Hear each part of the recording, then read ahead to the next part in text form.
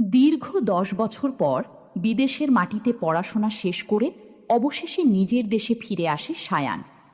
ব্যারিস্টারি পাশ করে তার মনে একটাই স্বপ্ন, বিদেশে আর নয়, এবার নিজের দেশেই থেকে মানুষের জন্য কাজ করবে, নিজের ক্যারিয়ার গড়ে তুলবে আর বাবা মায়ের পাশে থাকবে।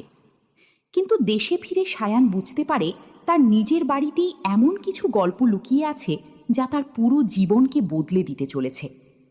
বাড়িতে ফিরে সবার সঙ্গে দেখা করার পর হঠাৎই তার চোখ পড়ে কাজলের দিকে।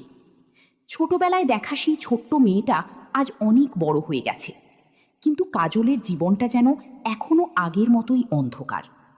বাবা মাকে হারিয়ে এই বাড়িতেই কাজ করে সে, পরিবারের সবার কাজ করে, সবার কথা শোনে, অপমান সহ্য করে, তবুও মুখে কোনো অভিযোগ নেই। কিন্তু সায়ানের চোখে কাজল শুধু একজন কাজের মেয়ে নয়।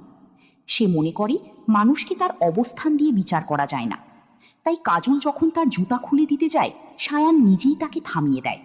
আর পরিবারের কেউ যখন কাজলকে ছোট করে কথা বলে, তখন সায়ান প্রতিবাদ করতে পিছপা হয় না। সায়ানের এই আচরণ ধীরে ধীরে কাজলের মনে অন্যরকম অনুভূতি তৈরি করে। কিন্তু সমস্যা শুরু হয় তখনই, যখন তুবার চোখেও বিষয়টি ধরা পড়ে। ছোটবেলা থেকেই তুবার মনে ছিল সায়ান একদিন শুধু তারই হবে। পরিবারেও তাদের বিয়ের কথা প্রায় ঠিক হয়ে আছে। তাই সায়ানের প্রতিটি মুহূর্তে কাজলের উপস্থিতি তুবার মনে ভয় আর ঈর্ষা বাড়িয়ে দিতে থাকে। এদিকে কাজলের জীবনে ছিল আরও বড় একটি অপূর্ণতা। তার পড়াশোনা করার ভীষণ ইচ্ছে, স্বপ্ন ছিল একদিন বড় হয়ে ব্যারিস্টার হবে। কিন্তু বাবা মা না থাকায় আর দারিদ্র্যের কারণে সেই স্বপ্ন বহু আগেই থেমে গেছে। সায়ান যখন কাজলের এই স্বপ্নের কথা জানতে পারে, তখন সে তাকে নতুন করে স্বপ্ন দেখতে শেখায়। সায়ান জানায় টাকা নেই বলে স্বপ্ন শেষ হয়ে যায় না। কাজল আবার পড়াশোনা করবে, আর তাকে পড়াশোনায় সাহায্য করবে সায়ান নিজেই। কথাগুলো শুনে কাজলের চোখে যেন বহু বছর পর আশার আলো জ্বলে ওঠে। কিন্তু এই স্বপ্ন আর ভালোবাসার মাঝে একের পর এক বাধা আসতে থাকে। তুবা কোনোভাবেই কাজলকে সায়ানের কাছাকাছি সহ্য করতে পারে না। শুধু সন্দেহ নয়, একসময় সে কাজলের উপর হাতও তোলে।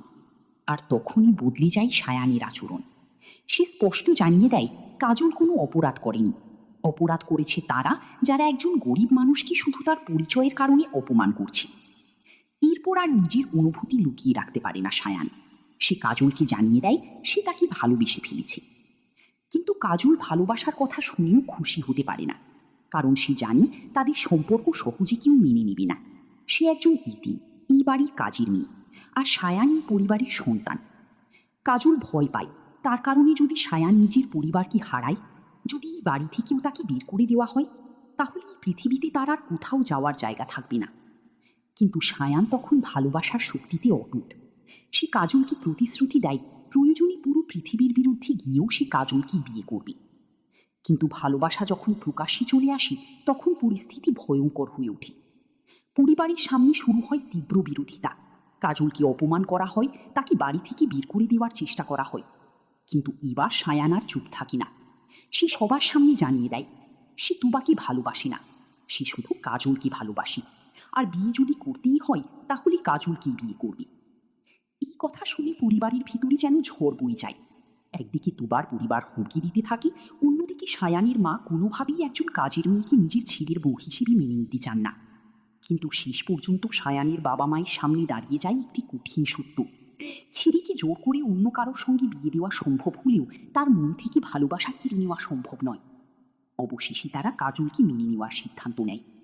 যে মেয়েটা এতদিনই বাড়িতে শুধু অপমান আর কষ্ট পেয়েছি, সেই মেয়েটাই এবারে বউ হওয়ার স্বীকৃতি পায়। কাজলের চোখে তখন আনন্দের অশ্রু। সে বিশ্বাসই করতে পারে না যে মানুষটাকে এতদিন দূর থেকে ভালোবেসেছি, সেই মানুষটাই আজ তার পাশে দাঁড়িয়ে আছে। ছায়ানো যেন জীবনের সবচেয়ে বড় সুখ খুঁজে পায় কাজলের মাঝে। দুজনেই একে অপরকে ভালোবাসার কথা স্বীকার করে। কাজল জানায় তার ভালোবাসা কোনো শব্দ দিয়ে প্রকাশ করা সম্ভব নয়। আর ছায়ারও তাকে প্রতিশ্রুতি দেয় আজকের পর থেকে আর কখনো কাজলের জীবনে কষ্ট আসতে দেবে না। কিন্তু এই সুখের মুহূর্তের আড়ালেই কি লুকিয়ে আছে নতুন কোনো বিপদ? তোবার অপমান, রাগ আর প্রতিশোধের আগুন কি সত্যি শেষ হয়ে গেছে?